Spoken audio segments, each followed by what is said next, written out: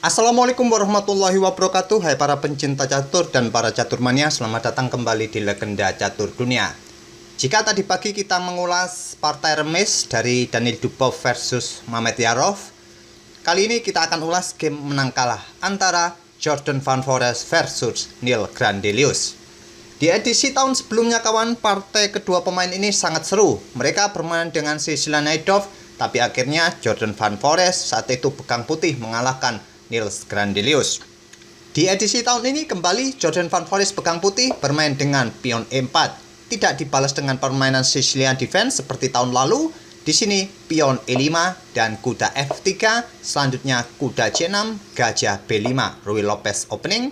Pion A6 Morphy defense oleh Neil Grandelius, gajah mundur, selanjutnya kuda F6 dan pion D3 untuk memperkuat posisi pion pusatnya, pion D6 dan pion C3. Lanjut Jordan Van Foreest. Tujuannya untuk membuka diagonal terang ini kawan, bagi gajah yang bila ada ancaman pion B5, gajah bisa ditarik mundur. Di sini Neil Grandelius bermain dengan pion G6 terlebih dahulu, berencana via jentuk gajah gelap. Dan Jordan Van Foreest langsung rokade di langkah ke-7-nya, gajah G7, peteng E1 memperkuat posisi pion E4-nya agar pion D ini bisa didorong maju ke depan kawan. Dan di sini Niels memilih rokade di langkah ke-8-nya. Jordan Van Foreest melanjutkan pengembangan kuda B ke D2, peteng E8 dan kuda F1. Langkah tipikal kawan dari kuda putih ini dalam permainan Ruy Lopez, dari peta B1 kemudian bergerak ke peta D2 ke F1, biasanya ke G3 atau ke peta E3 nanti untuk mendapatkan kontrol di peta pusat ini, di peta-peta terang. Di sini pion B5 dan gajah mundur ke C2. Lanjut Van Foreest.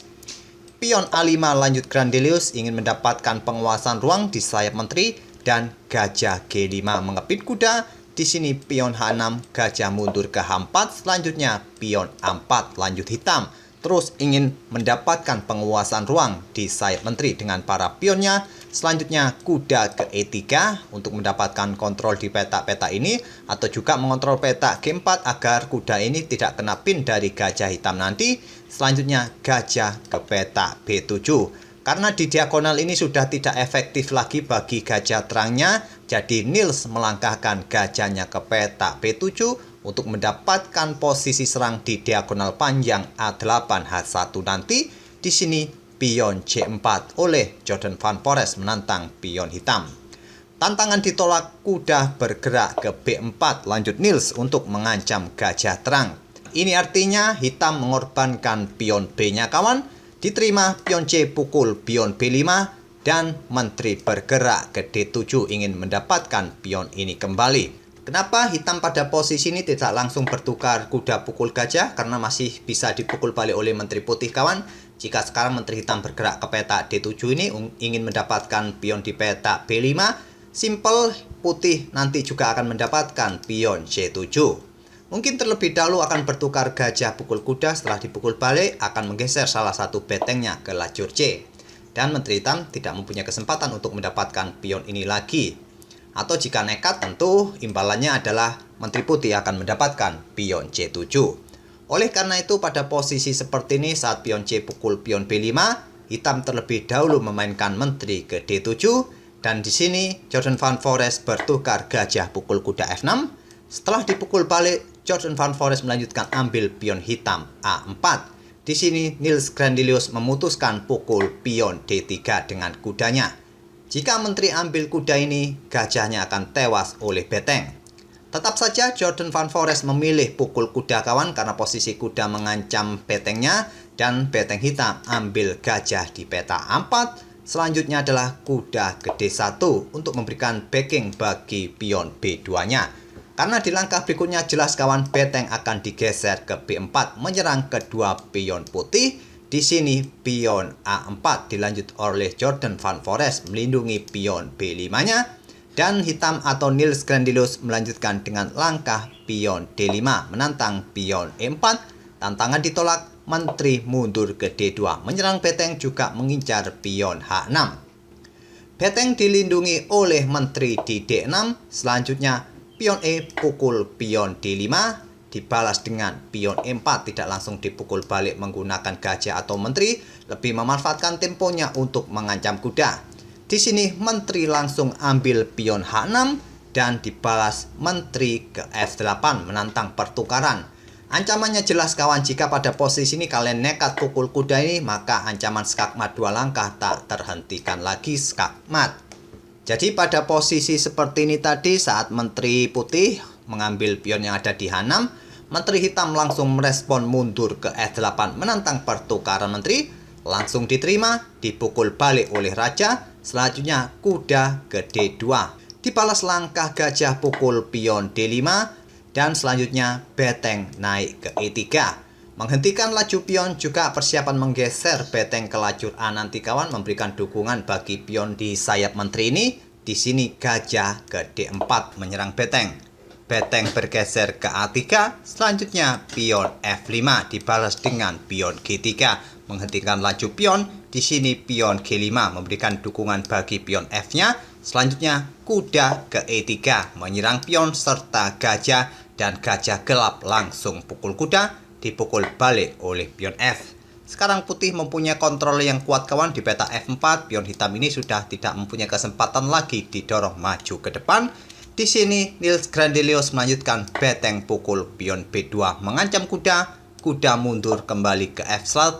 Selanjutnya gajah ke C4 memberikan ancaman bagi kuda, atau ingin bergeser ke peta E2. Lanjut nanti ke peta F3 memberikan ancaman windmill attack dengan beteng melakukan skak bolak-balik. Di sini kawan, Jordan Van Forest menggeser beteng ke C3 menyerang gajah serta pion yang ada di belakangnya. Gajah ke E2, selanjutnya beteng A bergeser ke C1. Tidak langsung pukul pion ini kawan, karena hitam selanjutnya akan memberikan serangan windmill attack dengan gajah F3 terlebih dahulu. Beteng akan melakukan skak di sini bolak-balik kawan, seperti windmill attack. Kuda pun sudah tidak bisa lari untuk memberikan ruang bagi rajanya, karena kontrol pada peta D2 sudah diantisipasi oleh beteng hitam. Oleh karena itulah pada posisi seperti ini kawan, putih tidak melanjutkan pukul pion C7. Dia menggeser beteng A ke C1. Jika sekarang gajah ini bergerak ke peta F3, simple, beteng akan mengantisipasinya di baris kedua ini menantang pertukaran beteng.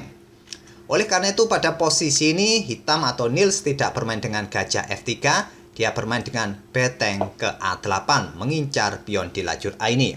Di sini Jordan Van Forest menantang pertukaran beteng kawan dengan beteng turun ke C2, dan terjadi pertukaran beteng, dipukul balik mengancam gajah, gajah ke F3. Tidak mempunyai peta yang bagus lagi kawan. Mencoba ke peta D1 bisa saja dilakukan oleh gajah, tapi selanjutnya beteng putih ini ambil pion yang ada di peta C7. Walaupun kalian juga bisa mendapatkan pion putih, tapi pion di lajur B ini akan sukses nanti melenggang maju ke depan kawan. Jadi pada posisi seperti ini, gajah ini ditarik naik ke peta F3, berharap nanti betengnya mempunyai kesempatan menempati baris kedua di sini.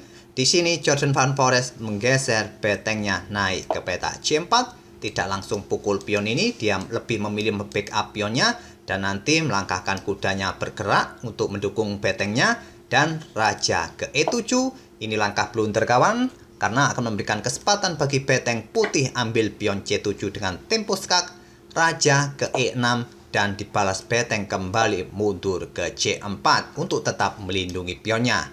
Kalian mungkin bisa saja melakukan skak di sini setelah raja ini bergeser mungkin ke peta D5. Kalian ingin mengadu beteng di sini juga bisa jadi, tapi bukan langkah terbaik pada posisi seperti ini. Langkah terbaik adalah memang beteng turun ke C4 untuk tetap melindungi pion.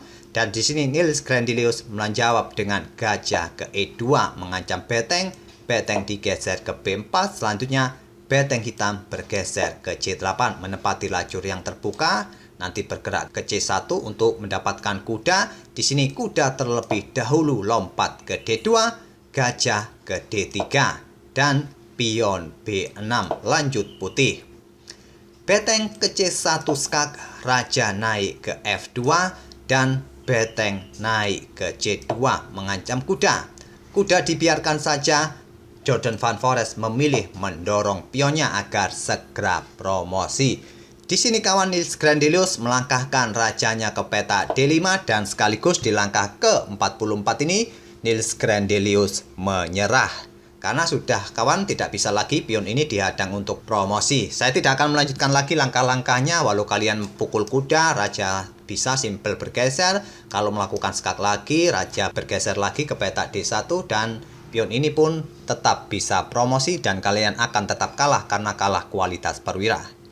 Oke, itulah kawan partai antara Jordan Van Foreest versus Nils Grandelius. Sekali lagi Jordan Van Foreest masih unggul dari Nils Grandelius di 2 edisi terakhir. Semoga partai dari kedua pemain ini bisa menghibur kalian di sore atau malam ini dan kita akan bertemu di video-video berikutnya.